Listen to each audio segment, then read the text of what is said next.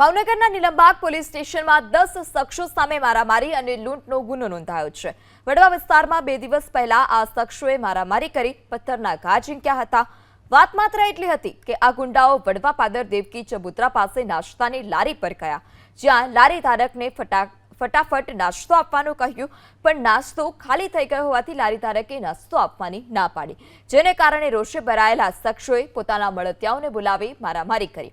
નાસ્તાની લારી ઊંધી વાળી ધમાલ મચાવી, જેનો વિડીયો પણ સામે આવ્યો। આમિર ખાન પઠાણ નામના વ્યક્તિએ આ અંગે ગુનો નોંધાવતા પોલીસે મુખ્ય આરોપી સાહિલ મીરા, નદીમ તરિયાણી, ફૈઝાન મલિક, એઝાઝ ચાવડા, ઈપુ, સંજુ ઉર્ફે કાળુ, અકીલ, નદીમા સોરઠિયા, સૈઝાદ અને સમીર નામના વ્યક્તિ વિરુદ્ધ કાર્યવાહી શરૂ કરી છે, જ્યાં લારી ધારકને ફટાફટ નાસ્તો આપવાનું કહ્યું, પણ નાસ્તો ખાલી થઈ ગયો હોવાથી લારી ધારકે નાસ્તો આપવાની ના પાડી, જેને કારણે રોષે ભરાયેલા શખ્સોએ પોતાના મળતિયાઓને બોલાવી મારામારી કરી।